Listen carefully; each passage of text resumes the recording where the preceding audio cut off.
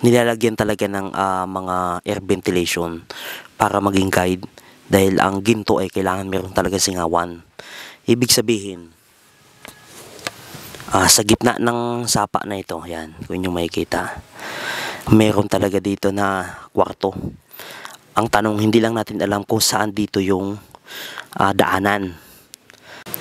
Yan mga kasamang hunters, itong dots na ito napakalalim. Tingnan nyo tingnan nyo kung gaano kalalim mga kasamang hunters. Ayan. Ayan sobrang lalim yan.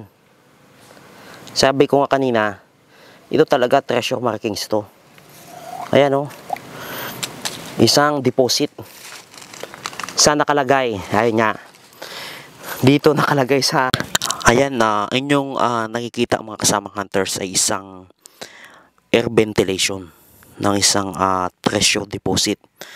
Ngayon itong tubo na ito mga kasamang hunters ay nabigyan lang tayo ng idea dahil may nag-send sa atin at malapit na dito sa ating area, kaya't pinuntahan natin. At nung una hindi nga ako makapaniwala mga kasamang hunters na mayroong tubo. Actually nandito tayo sa gitna ng kagubatan, yan, kung inyong makikita. Yan, gubat na gubat mga kasamang hunters. Kaya ng tubo, kung inyong titingnan mga kasamang hunters ay halos nasa 2 o 3. Yan, kung inyong makikita.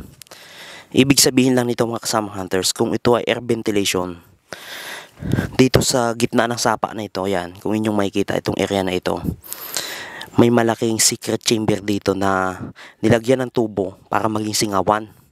Ito talaga mga kasamang hunters, sure na treasure ito. Yan, kung titingnan natin dito sa malayo, yan, dito sa malayo mga kasamang hunters, kung inyong titingnan, yan yung tubo, naka-slide, naka-incline siya, at nakaturo dito sa malaking bato. Yan, kung inyong makikita mga kasamang hunters, yan yung napakalaking bato. Mukhang korte siyang triangle. Pababa, malaking treasure deposit talaga ito.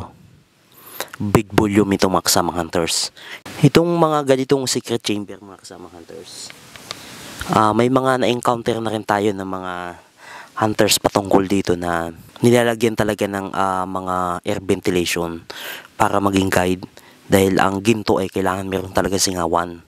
Ibig sabihin, sa gitna ng sapa na ito, yan, kung inyong makikita, meron talaga dito na kwarto. Ang tanong, hindi lang natin alam kung saan dito yung daanan.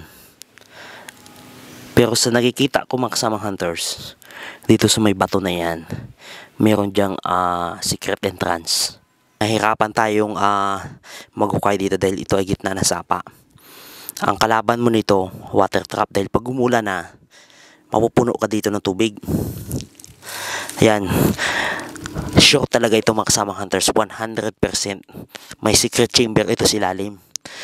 At ang kagandahan nito, pag iyong treasure ito mga kasamang hunters, susundan mo lang yung tubo na ito pababa. Yan na, sure na yan. Ayan, nandito tayo mga kasamang hunters sa gitna ng kagubatan. Sa may sapa tayo ngayon. Kasi dito sa may patay na poles, yan. Ang ginagawa natin ngayon ay remapping dahil may hunters tayo na dinala tayo dito para sa kanyang treasure site. At nagpapadetect at nagpapadecode siya, nandito tayo. Kaming nagsasabi na ito daw ay tae ng ginto.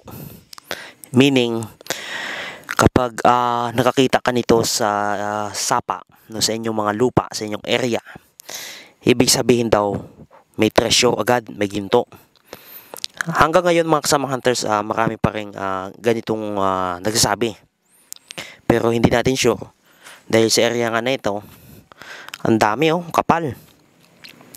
Marami na ako nakita nito mga kasamang hunters, pero ang isa sa mga na-obserba ko, bawat ganitong mga katas na yan na lumalabas na kulay dilaw, na sinasabing yan niya daw ay kalawang mula sa ginto, meron talagang treasure site.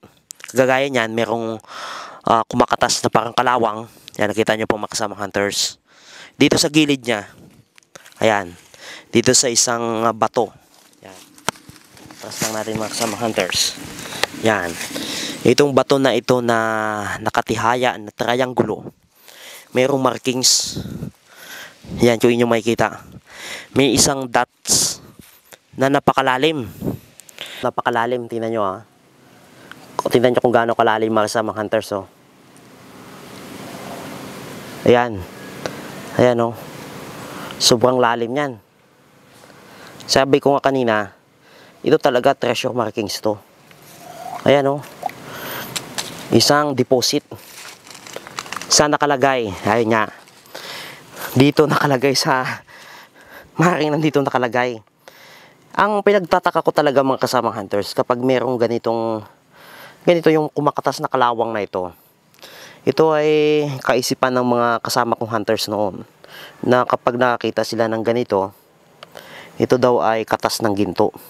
Ibig sabihin may kalawang na lumalabas, ito ay galing daw sa deposits. So yan, spring ito, bukal ito mga kasama hunters. Ang isang magandang markings ito, triangle. Yan o, triangle markings. Butas, laki o. Tignan nyo. Lalim. May tubig niya sa loob eh. Kaya magandang palatandaan din ito mga kasama hunters. Itong markings na ito. Itong mga ganitong lumalabas na mga kalawang dito sa sapa na ito. Proven and tested din ito mga kasama hunters. Yung square na bato. Katulad dito mga kasama hunters. Yung mga bato na hugis kahon. Yan talaga yung mga ginagawang treasure markings ng mga Hapon noon. Gaya nito. Yan. Kahon yan. Hugis kahon yan. Napakalaki. At napakaganda talaga itong area ng ating kasama hunters. At maganda dito maghukay. Ang daming mga palatandaan. Itong batong kahon na ito. Dito to sa gitna ng sapa. Yan, may poles. Yan, kitang-kita nyo po itong poles na ito. Na kapag tag-araw, hindi na siya nagkakaroon ng tubig.